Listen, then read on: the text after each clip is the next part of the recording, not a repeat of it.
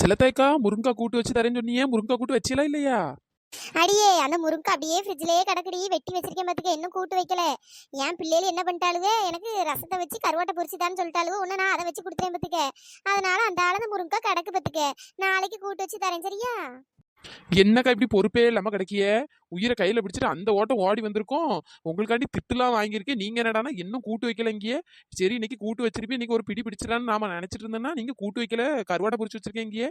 சரி அதையாச்சும் தாங்க. அடியே சின்ன பொண்ணு, உன் வீட்டுல எவ்வளோ நின்று கத்திட்டு கிடந்த மாதிரி இருந்தது எவ? ஐயோ ஐயோ, அதை ஏண்டி கேக்குற? அந்த முருங்கா தோட்டத்துக்காரி வந்துட்டா பத்துக்க, வந்து என் வீட்டுல ஆடு ஆடுன்னு ஆடிப்புட்டா. அடியே என்னடி சொல்ற? உன் வீட்டுக்கு வந்தாவளா அந்த மாரியப்ப அண்ணனா? அவர் வரமாட்டாரு, அவர் நல்ல மனுஷனே. அவர் எங்க வர போறாருடி?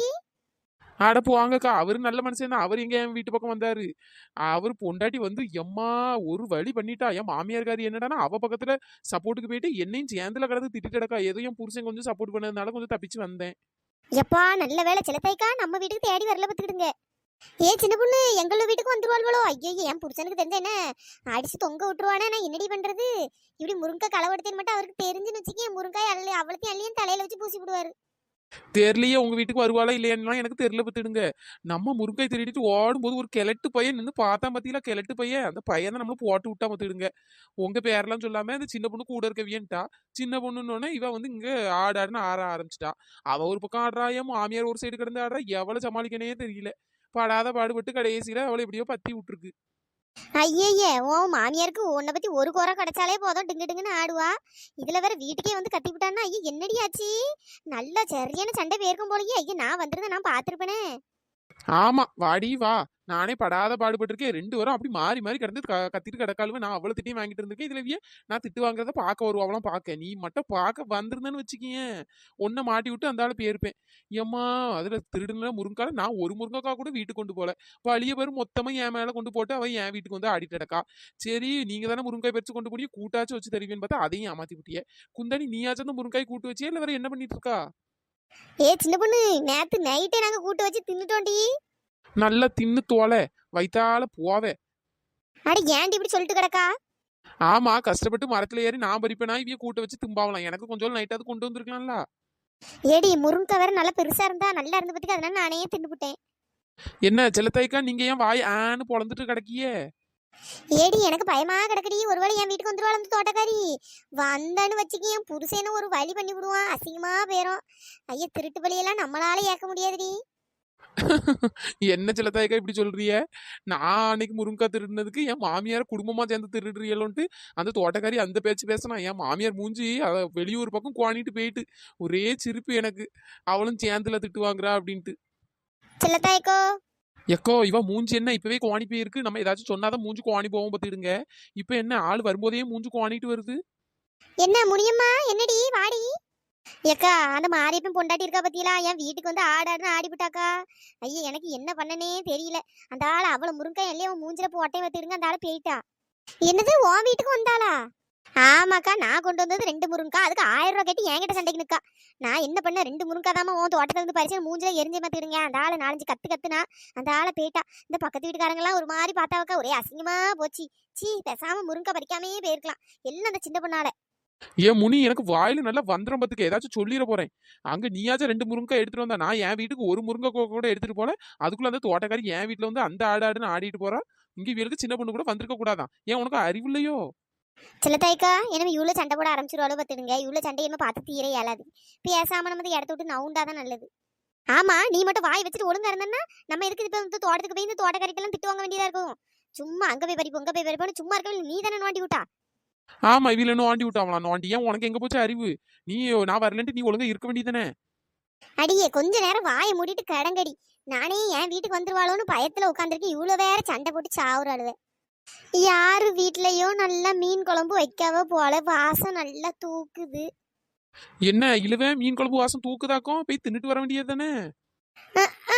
யார் வீட்டுல வைக்காவனே தெரியல, எங்க போய் திங்க? வாசனைய பார்த்தா நல்லா ஆசையாதான் இருக்கு பத்துக்க.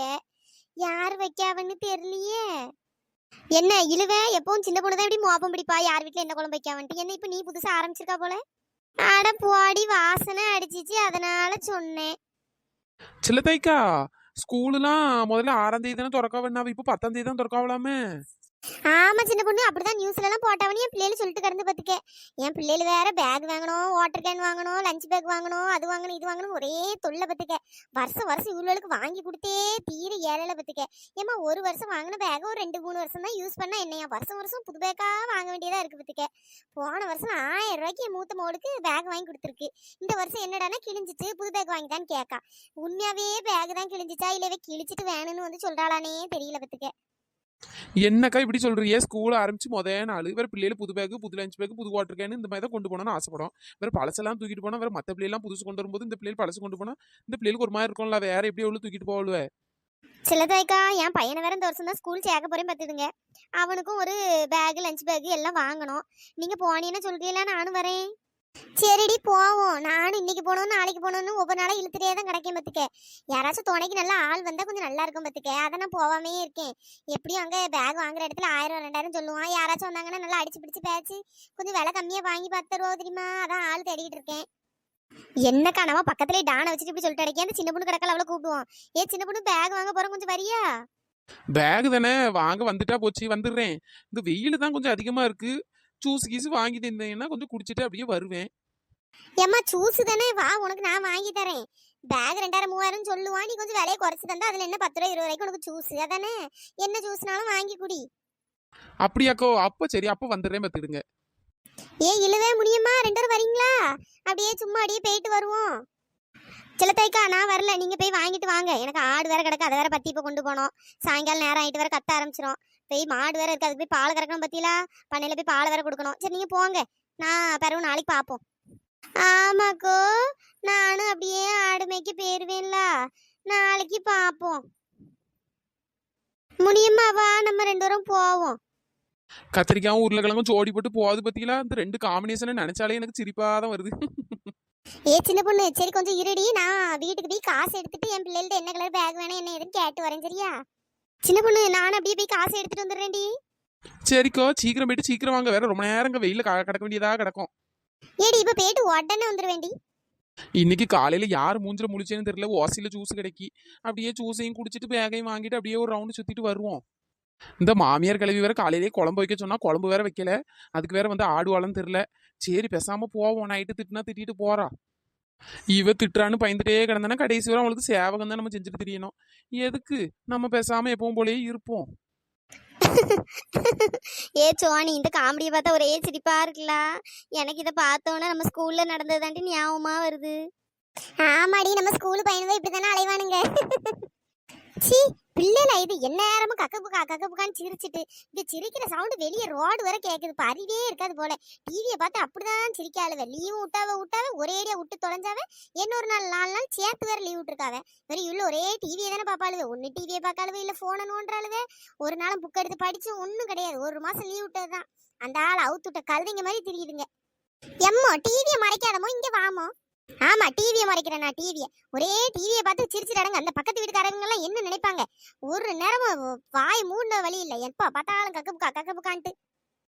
ஏம்மா என்னம்மா சிரிச்சா தப்பா? சிரிக்கவும் கூடாதா?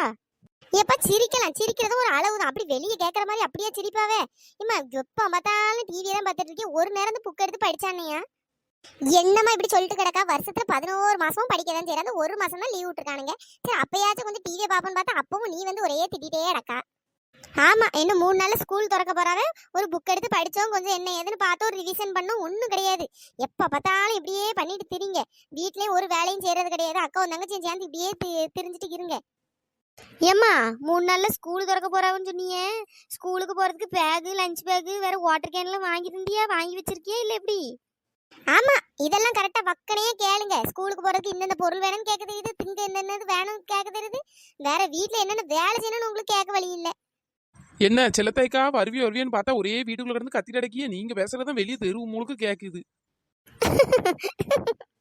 அடியே வாய மூடுடி.